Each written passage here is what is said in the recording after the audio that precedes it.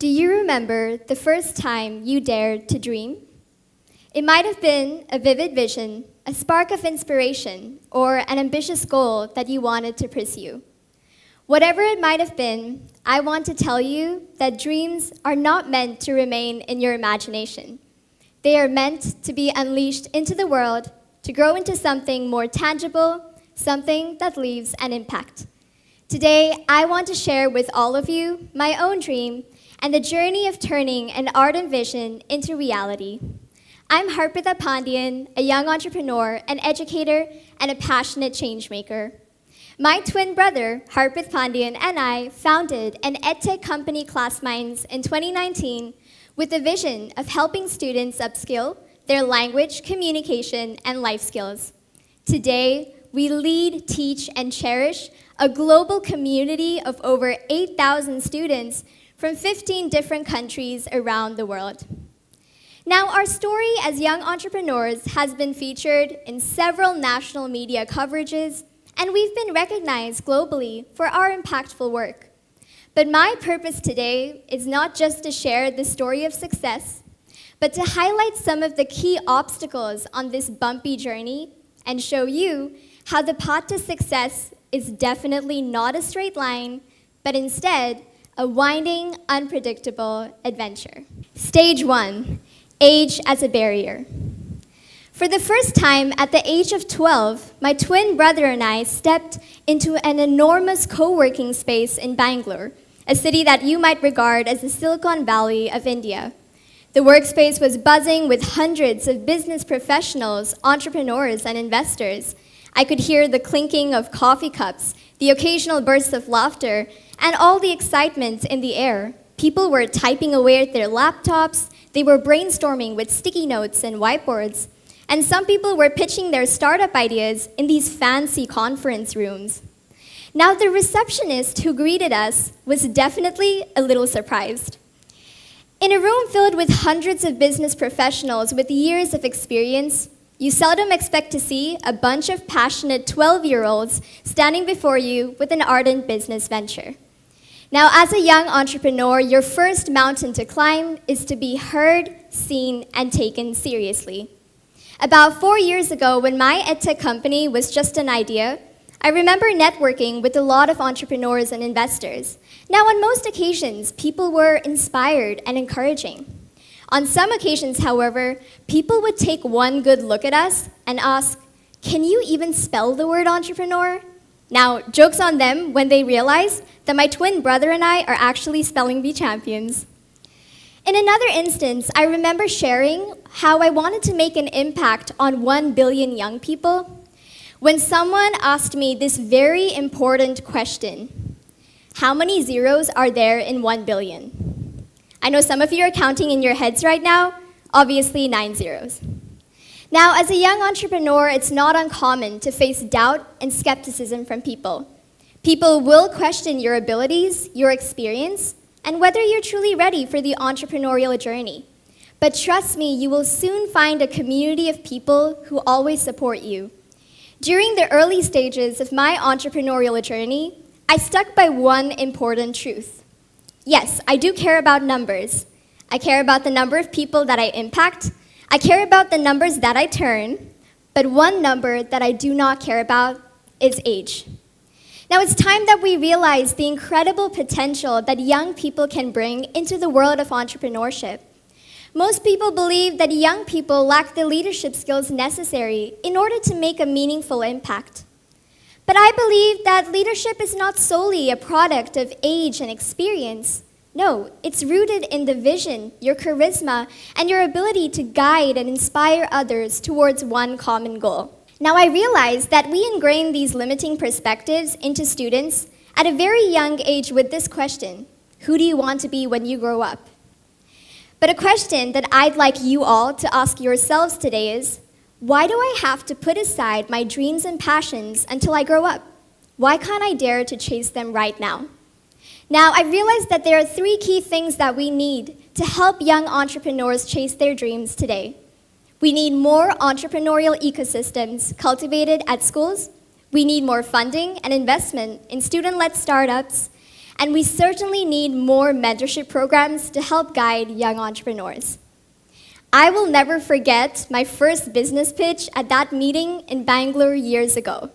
I was just 12, but I felt confident, empowered, and capable enough to turn my vision into reality. I truly believe that if we can change our perspective of young people from incapable to capable, we can help empower every student entrepreneur and lend a helping hand on their journey to success.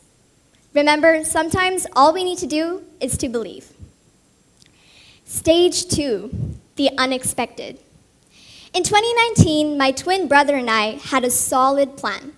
We had identified a crucial skills gap in the language competency, and now we were ready to kickstart our edtech company. After spending a summer at IIT Chennai with the Thai Young Entrepreneurship Program, and with a lot of useful advice from our experts and mentors in Bangalore, we felt more ready than ever to kickstart our career as young entrepreneurs and make an impact across India. Now, everything was fine until the pandemic hit. Our initial business plan consisted of rolling out modules offline and partnering with schools across the country.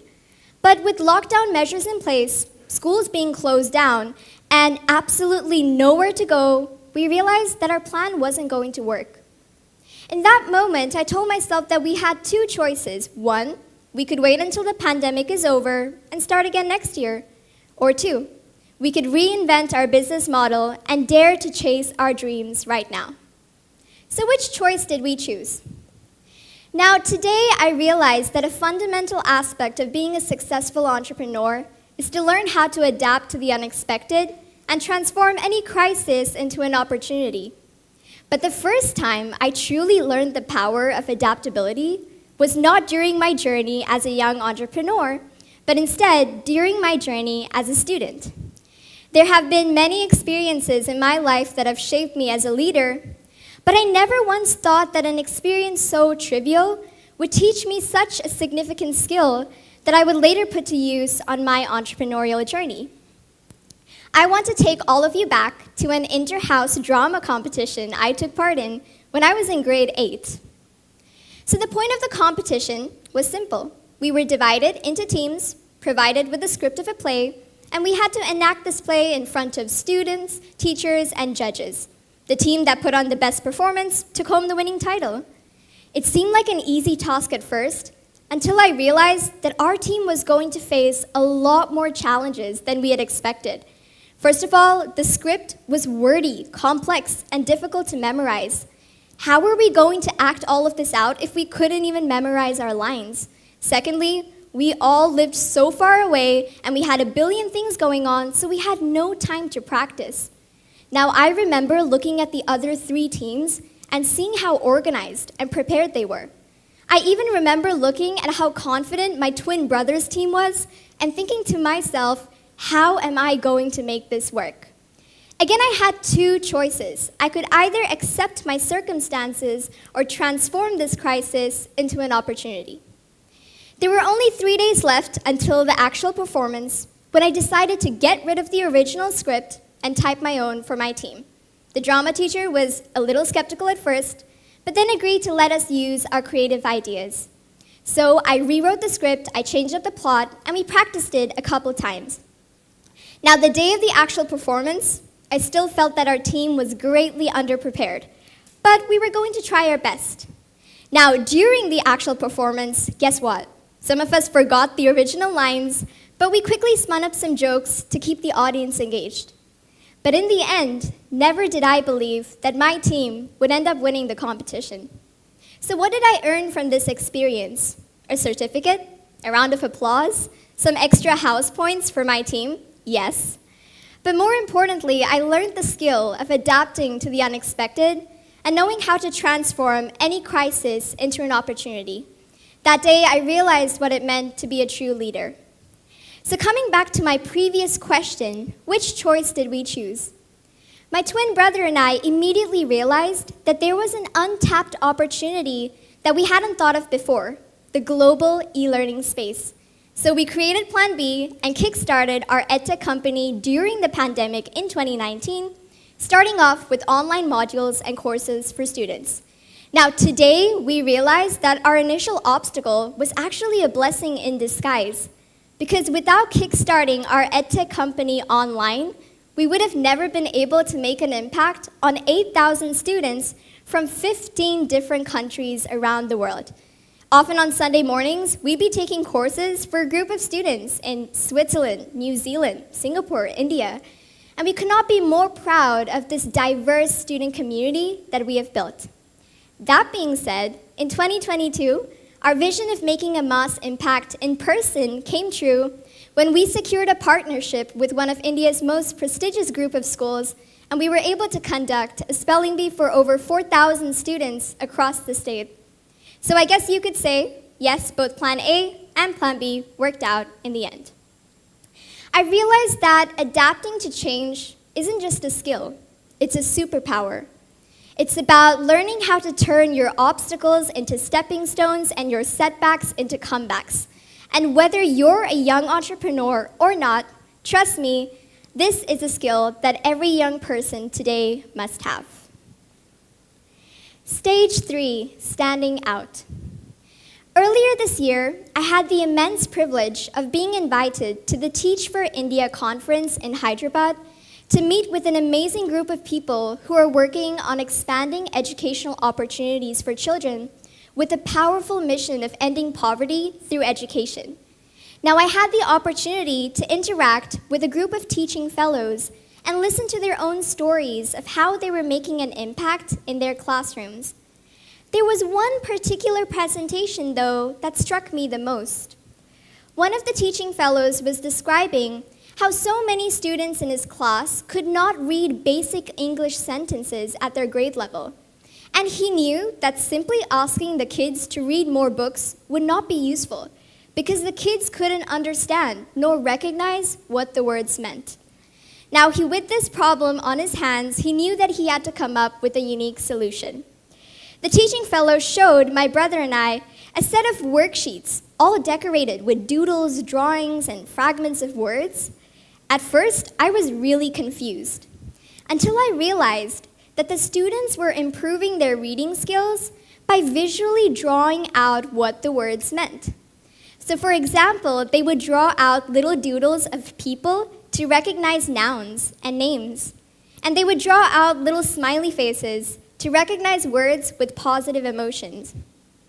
What was amazing now was that the process of reading itself was not a passive experience anymore, but it was one that encouraged students to engage with the material, be focused, and also be creative. I remember looking at the worksheets for a long time and thinking to myself, this is exactly what being a young entrepreneur is about. It's about taking the conventional problem and using your creativity to come up with a unique, unconventional solution. Now, this truth became loud and clear. Entrepreneurs, they're not just people who run businesses. They are people who embody an entrepreneurial mindset in order to drive change and to make a difference. Now, just like this method of teaching kids how to read, I realized that a successful aspect of an entrepreneur is to have a unique factor that sets you apart from the crowd. Think of the business world to be this huge library with thousands of books. Now, as a successful entrepreneur, you want your business to be the best book in that library. You want your business to be the book that people are rushing to read and the book that people will never put down once they start reading. How do you do that? This brings us to the challenge of finding your USP, your unique selling proposition, or simply, what makes you different. So what was our USP? Now, my twin brother and I realized that we had to transform the conventional way of learning in the language competency. How did we do this? By introducing a novel, gamified approach to learning. We ran buzzing competitions alongside insightful workshops so that students not only learned using the right approaches, but they also actually enjoyed the learning process. We provided innovative learning material and assets that help kids even as young as 5 years old learn independently. And this is what made us unique. We received amazing feedback from students, parents, and teachers around the world for the value that we were providing through our edtech. In fact, my twin brother and I barely ran any ads. Most of our growth came through word of mouth because people could see the difference that we were making. So no, we didn't have to mislead our users. We didn't have to put up ads such as 13-year-old Wolf Gupta gets a 20 crore job at Google, your child can too. We didn't have to do all of that. Why? Because we always stuck to our true values and highlighted what made us unique. Furthermore, my twin brother and I were also very big on making a social impact. And over the past few years, we've helped thousands of underprivileged students across India upskill themselves. We could not be more proud of the difference we've made in the sector of education. Now, the bumpy road to success in entrepreneurship is definitely a journey worth taking. Why? Because it is a journey of self-discovery, resilience, and growth. As a student entrepreneur, I found myself juggling between school and meetings and exams and work countless times. But these experiences have taught me how to manage my time a lot better. And once you master the skill of time management, a lot of the things that seemed impossible will soon start to seem possible. When you strive to create a mass impact, you will discover a sense of confidence within you that you never knew existed. And you will use this to make a difference in this world. I want to thank some of the most important people in my life for helping me through my own odyssey to success. Mata, Pita, Guru, Devam. Now, all of us here, at some point in our lives, are going to face important truths and will have to dare to take bold steps. So my final question to all of you is, what is your truth and what daring choices will you make on your own odyssey to success? Thank you.